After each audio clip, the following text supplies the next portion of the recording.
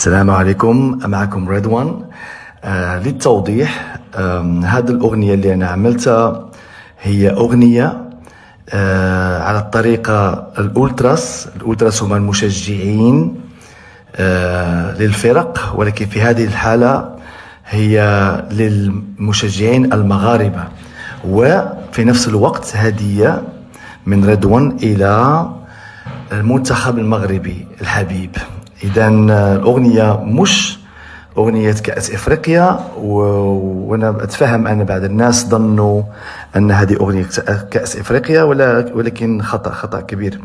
هو أغنية زي ما عملت أنا الأنثم للريال مدريد، نفس الحماس، نفس الإحساس الكبير.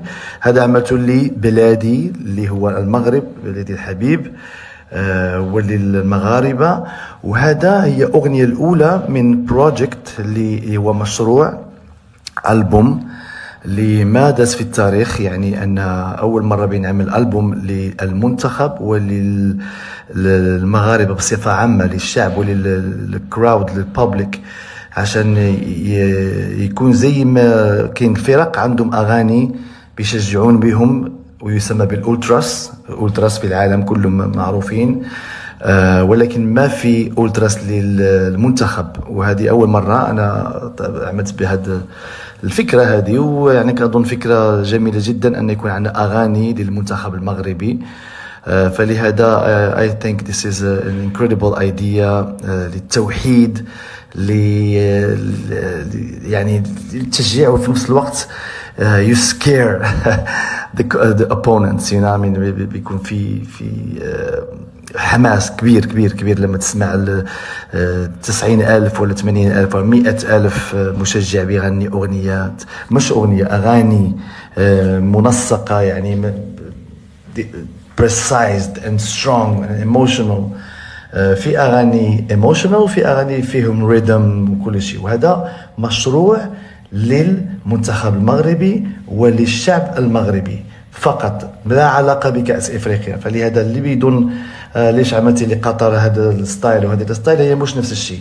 مشروع كأس إفريقيا هذاك مشروع آخر أنا شغال عليه، وأغاني أخرى بطريقة أخرى. وهذه يعني هذه خبرتي أكثر من 25 سنة، والحمد لله بالتوفيق بإذن الله، لأن كل شيء من إذن الله، كل شيء من عند الله.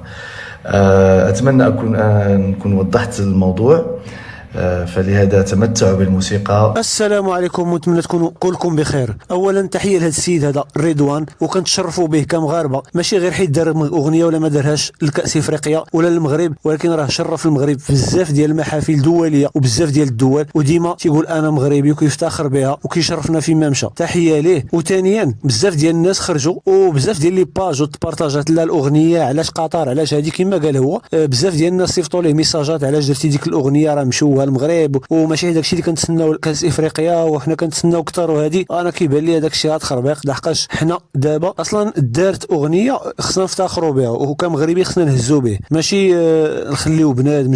نتوما كتشوفوا الجيران اصلا حنا واحلين ليهم، غير كيهضروا مع المغرب ما كيستاهلوش، المغرب كيديروا كذا وهذه. بالعكس حنا خصنا نكونوا متحدين، خصنا نكبروا بعضياتنا ونكونوا اليد في اليد، وان شاء الله دوز هاد كاس افريقيا ومزيان. واصلا هادشي كامل كيبقى غير هضره وغير تعاود، سواء داز مزيان ولا غنى مزيان ولا ما دازش مزيان. اللي مهم هو الكاس تبقى في المغرب. الشيء اللي مهم في هذه كاس افريقيا كلها هي ديك لاكوب في الفينال ديال المنتخب المغربي، يهز الكوب في الفينال. كاس افريقيا مغربيه وتبقى مغربيه ان شاء الله، هذا هو المهم. حنا اصلا الجيران واحلين لهم، وان شاء الله نوحلوا عليهم بالكاس اللي غتبقى مغربيه. هذا الشيء اللي خصنا نخدموا عليه، وهذا الشيء اللي خصنا نتحدوا عليه، بلا ما نبقاو نتيريو في بعضياتنا، وهذاك لا هذاك ما غناش، هذاك ها هو دابا خرج ووضح ومشكور، والله يعاونوا، الله يسهل على كاع المغاربه كاملين اللي كيشرفوا المغرب، لا في المغرب ولا في برا المغرب. نتمنوا التوفيق للمنتخب المغربي، هذا هو المهم، وان شاء الله كاس تبقى مغربيه. ما تنساوناش بالدعم ديالكم. شكرا على المشاهده، السلام عليكم.